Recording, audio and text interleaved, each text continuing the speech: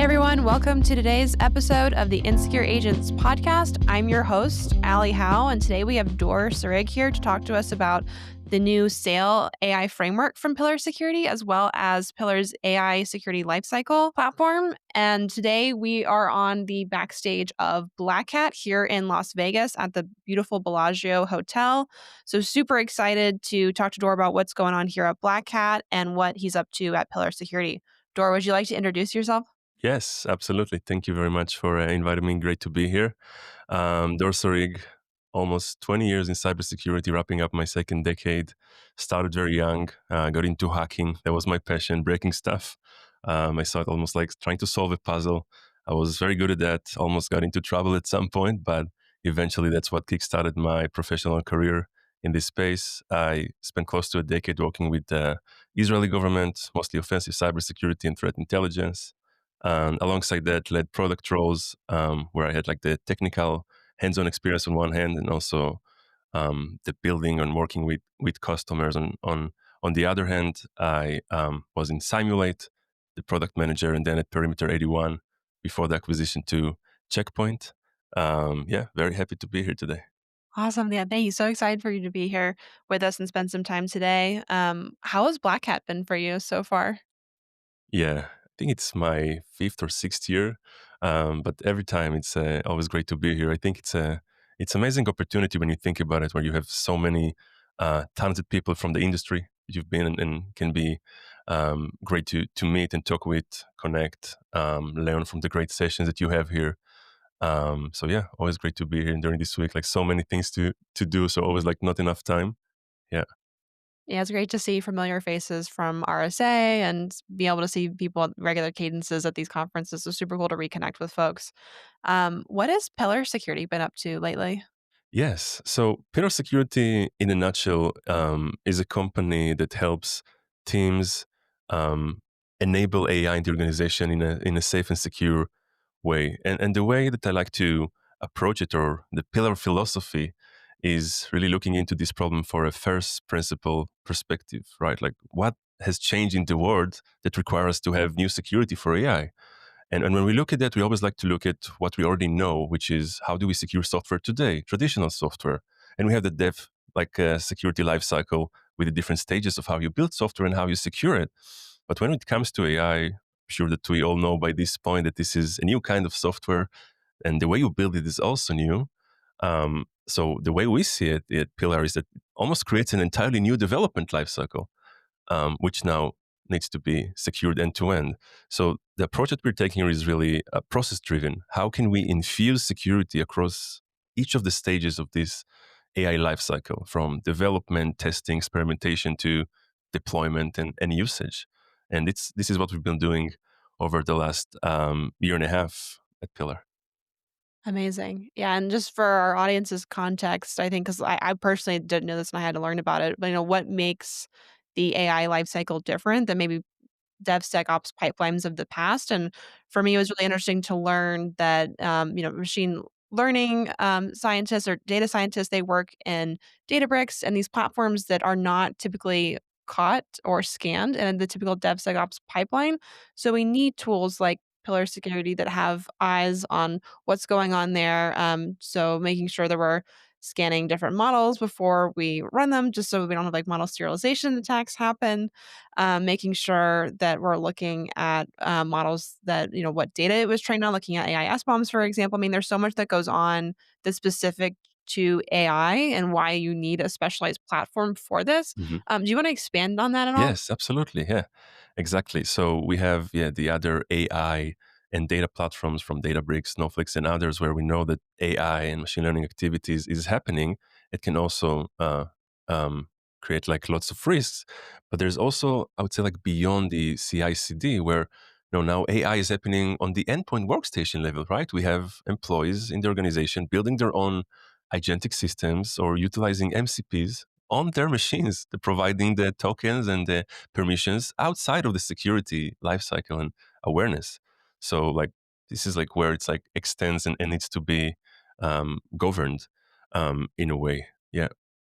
And I would just like add to also what you mentioned, just like we have tools like Sneak that eventually scan our code for vulnerabilities and maybe packages. Now we have other kind of assets that we need to evaluate. So we have models for model deserialization attacks or any other vectors or poisoned instructions. We recently published cool research where we were able to inject malicious instructions into a GGUF file that is being used as a template for models, right? So we like to say at Pillar that in the AI age, data is executable, and no matter in what form it comes in touch with those models, it can serve as an instruction that can be also malicious. So just like sneak scanning code and packages, we should also scan model files, but also the tools themselves and what can they do and the instructions given to the models and so on. That's what we also do at Pillar. Yeah. And I saw your research too about the cursor rules files that you were all were able to scan and find Unicode, hidden Unicode characters in them and warn people of those. Because I mean, people are just sharing these rule files everywhere and they're not even aware that they need to scan these for different attacks. So it's really amazing to see you help educate the community in that way. Does Pillar have any sort of like resources for like, I don't know, like a checklist or something like all these different places that you need to go and scan and think about, make sure you're covering like maybe MC tools or your cursor roles? I mean, there's just feel like there's so much out there now, so many assets like you talked about that we need to be worried about. Yeah, great question. We actually published a blog, sorry, recently about it. We call it the AI sprawl in a way, and we mapped, I think, over 30 different AI assets. So you have the model files, you have the MCP, you have the configuration files for coding agents that we just mentioned, like rule files, for example. And you have the instructions themselves. You have the frameworks notebook on its own. It's an asset. Inside it, it has some AI activity credentials, the tokens themselves that are used for utilizing the different models are as well an asset that needs to be secured. So we're really looking at that again from a first principle point of view. What are the crown jewels that we need to secure here in each of the stages of the life cycle here? Mm. At Pillar Security, what's something surprising that you've seen? Yeah, that's a good question. Um, I can tell you one story without getting into like customer names or verticals, but when we speak with security teams and ask them like, what's your AI footprint in the organization, where and how you're using it, um, some would told us at the beginning at least like, well, we're not using AI, we're not there yet.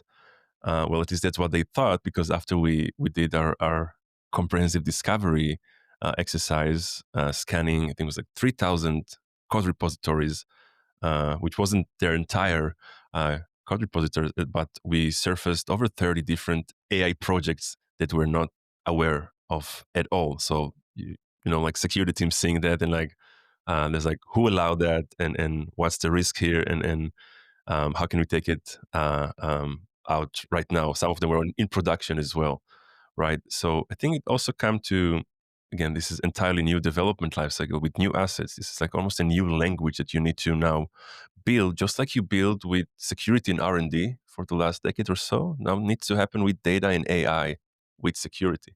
And then one other thing I wanted to touch on too that I was excited about was the new sale framework that you all came up with. I was able to contribute to that as well, which was super exciting. It was really cool that you partnered with the community and invited a bunch of individual contributors to come on and help influence that framework. This is really awesome, I think, when the security community is able to come together and bring our unique ideas and perspectives and what we're seeing and work together to create a helpful resource for teams. What I personally really like about the SAIL framework is I feel like it's very practical. It breaks down the different stages of the AI lifecycle and will list the threats that you should be worried about per each part of the lifecycle. So I think it's a really easy way for someone that maybe doesn't have an AI security program today to be able to look at that and approach and be okay, like where should I start? Which I think is really difficult for teams because one thing that I'm hearing when I talk to people today, which is very different from when I talk to people, I say like, in the beginning of the year, is there's now so many frameworks. There's too many. There's too much noise. They don't know which ones to take on. Whereas in the beginning of the year, there was like no guidance. And I work a lot with OWASP and help them create some of their documentation also. So now it's like we have all of these resources. But I think the ones that are the most practical and hands on instead of like theoretical, and most actionable, those are the ones that are really going to be helpful. And I think that's what SAIL is. And I was really excited to have a conversation with Steve Vandenberg, as AI security architect at Cotivity, on a previous Insecure Agents podcast. And he was talking about he works at a healthcare or health tech company, and he did high trust for compliance with the NIST AI RMF section tacked onto it. But that wasn't enough for his security program in not his eyes. So we also used SAIL and some of the controls from SAIL. And I do compliance for AI startups as well. And that's very similar to how I run my program, where we'll take something like SOC 2, but we'll add on custom AI security controls. We'll put those in the trust center, making sure that we're advertising, that we're taking AI security seriously. Because like some of these frameworks today don't innately offer AI security controls. So I think that's a great way for someone to take a framework like SAIL, add it to their program, and be able to go to market and say, okay, here's all the controls we have for AI security. And, we're using Pillar, for example, to influence and prove that we're, actually implementing these controls. For example, I think a lot of the controls in the AI frameworks today have something around filtering AI inputs, outputs, having some sort of AI runtime security in place, and that's something that Pillar offers. Hmm. Yeah. Yeah. Yeah. Yeah. So I'm happy to tell me more about like sale or maybe like the motivation behind it. It's exactly the use case that you mentioned that happened with Steven. That also happened with almost every of our customers and partners that we worked with over the last year and a half. It's that there was like great frameworks out there, but when it comes to how do you really take them and deploy them while you build those AI initiatives and project, and like there's like some gap that we realize like, okay, so there's an indirect prompt injection or prompt injection. This is the risk, but where does like this risk meet me in the development process, for example? Indirect injection can happen inside an MCP configuration as well as like the prompt itself or the instructions, or red teaming. We know that we need to do red teaming, but what's the right methodology here? So I would say that like sale is kind of like, in a way, first like trying to point where you should look at first. Like this is the area where security needs to be, checked. And of course, with the different AI assets that we mapped here, so it goes way beyond prompt security. In this case, you need to secure each one of the assets in this AI ecosystem that now has created. And yeah, the fact that we were privileged to work with leaders in this industry, including you and Steve and others, it was like great to learn from you, from your experiences, because we really believe that the practitioners needs to lead this effort. Um, yeah, I would say that we made Sail to really be like this go-to manual practical tool that you can apply no matter which stage you are in this like AI security maturity, because different companies in different stages, no matter how big the company is, it will help you apply security to the level that you are comfortable with based on your risk appetite. Yes, absolutely. Yeah, I think that's a great call out too, is that it really differs where people are in their AI security journey. And I think SAIL can really help no matter where you are in it. And with a lot of the different AI startups that I work with, they typically will get these security questionnaires. Even if they've already done SOC 2, they'll still get a bunch of security questionnaires around AI security specifically. Because I know like SOC 2 doesn't really cover that innately unless you add in your own custom controls. Maybe you've pulled something from the SAIL framework, added that in. But if not, a lot of these companies start getting these security questionnaires, and all of these different of the potential customers that they want to take on have questions around how are you going to handle my data securely, especially if you're using AI, and how can I feel safe as a customer handing my data over to you to handle. Is that typically an inflection point for someone to come to Pillar Security and ask for your help? It is. It is. And I would say this is where you realize that security is not only just for security, it's really a sales enabler in a way. So the security teams we work with are eventually the enablers and not the blockers. And yeah, like one example was that, yeah, like one of the security folks we're working with just told us like, hey, we got those bunch of questions from lots of our customers, very big ones that are not willing to use our product, or those with AI, until we are not addressing their needs around data. What are we doing with the data? How can we make sure this data is stayed safe and not being used for like training and other stuff? So yeah, definitely security is going to be one of the being like key like business enablers in the AI era. When you talk to, potential prospects, customers, um, how far along are they typically in their AI security journey? Good question. Yeah, and it's always changing, as we know, in this um, era. So yeah, I mean, we're working with customers that have AI application in productions. That are in volume of like millions of like prompts and interactions daily. So it's like very massive. And we have others that I guess like more bigger on that regard, but they're just like now building their AI security roadmap. This is their main task. It's a group of like AI center of excellence and so sort of that and you know really seeing like as we are their AI security partner in this case, like helping them holding their hand from the beginning, because in that case, before jumping into red teaming or guardrails, first we need to define what is the AI policy in the organization and how we're going to enforce it.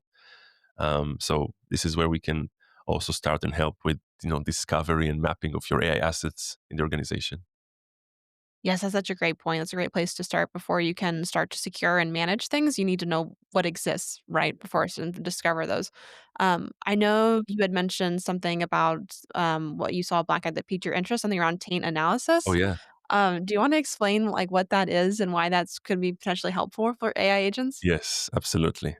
So, when we look at agents, agentic risks, again, from the first principle point of view, what is an agent, right? Under the hood, when we unwrap everything, get to the atoms here, we have, at the end of the day, foundation models, right? That are the kind of like CPU in this case. But on top of that, you have the instructions you give the agents and the tools they can use, right, to interact with different uh, um, software and services. And this is the attack surface that we are um, looking at. So when we look at agent or a specific task that agent can do, such as let's say read messages from Slack, read only, right? So on its own, it has this risk, but it's kind of like contaminated in this era. However, when we are looking at other tools that this agentic system can trigger, we can see, let's say, there's a GitHub integration with write access, right? You can write code and push code. So when you think about it, it is the combination between those two that, when are integrated, this will create the toxic combination. So let's say there's an indirect prompt injection that is hidden inside of one of the Slack channels, and the user is just like prompting, "Hey, like summarize my Slack messages for me." And by doing so, the indirect prompt injection is triggering the agent to go and call a different tool, the GitHub tool in this case, with a push request, like a commit with malicious a package to be deployed in production, right? So this flow would have been possible without Slack and GitHub combined. So when we look at taint analysis or a way to really identify those, like we can utilize taint analysis as one of those like great frameworks where you have the idea of like tainted data, right? Every data that is not secure, insecure in this case, everything that can touch with models we should treat as insecure, like zero trust. Um, and then see how these like data like travel, or what's the flow of this data, and where it gets to those like sinks where it's like can cause like sensitive data leakage or other kind of risks. So it's really like fascinating to kind of like try to utilize the taint analysis in order to discover those different branches that, right, we're not aware of them in agentic workflows. Yes, that's super exciting. I feel like that's gonna be super helpful for figuring out how data is able to pass through agentic workflows and get exposed potentially that way. Like you mentioned, I think it'll be also interesting to see if people start using this technology, chain analysis, which I know have been used for like SaaS tools in the past, for figuring out how identity management is supposed to work with agents. Just to see an agent, maybe assume a human identity to create a task or complete a task, and then maybe it's a multi-agent system and it's going to pass that human identity down the chain. It's like, how far should that identity go? Where does it lead to when, that identity starts to be connected to different systems? Like you mentioned, maybe it's connected to Slack, maybe it's connected to Google Drive, and who knows, what that identity, if it should be short lived, long lived. Um, I've met a lot of different startups recently. I feel like I've had a lot of conversations with people that are trying to solve auth for agents. So really excited to see how taint analysis might be used in the future. Yeah, yeah. I think taint analysis is one of the ways to really like to understand like what's happening under the hood. Like you can't debug those systems. That's the most, I guess, like a problem here. Like you can't like put like a point and like trying to understand like what caused this to happen. Yeah, I mean, it's like I think what we're gonna see at the end, or like in 12 or 18 months from today, like when you look at where like those capabilities are heading with more autonomous software, who do you think will pose the biggest cybersecurity risks on organization? It's going to be the employees or those autonomous agents that are going to be an extension of those employees and now going to use your email to do stuff, right? So they can fall into phishing just like you can, or browse the internet to do their tasks. And again, you need a secure web gateway to secure their interactions, or then downloading files or executing code or running code, right? So all the security controls we've built so far, we're focusing on securing human beings and their flows, which now need to adjust to those agentic systems that's going to mimic the same behavior. Yeah. Yeah, it's amazing. I feel like how much we don't have control over in agentic workflows. Like, of course, the LM itself is very non-deterministic, but then we're connecting it to different MCP servers, and which have tool descriptions that we didn't write, someone else wrote, and rug pulls happen, tool poisoning happens. I mean, there's just so much we have to have eyes on and monitor now that we just I mean, the easiest thing is just to stick everything into a private subnet in your cloud. Everything's on-prem, everything's contained, you have control over it. That's great. That's a perfect world. That's just not how agentic systems, work today, and especially if you wanna be innovative and use the latest technology, like, that's just not how your setup's going to look. So I personally think having runtime security and a tool like Pillar Security in place to keep an eye out of, like, discover what AI you're using, and then monitor it and making sure that it's behaving as it's supposed to, it remains aligned to your use case, over time. I think that's gonna be something that every team's gonna have to have. Yeah. Um, I totally agree with you on that. I think that it's not only enough to really identify the different like risk, but also how we can like mitigate them in this case. So I would say like one of the core capabilities of Pillar is like on one hand is like continuously identify those risks during red teaming that we are doing, which is really application centric, right? We're not testing the model, but how it's integrated into MCPs or other AI asset. This is where the attack surface is happening.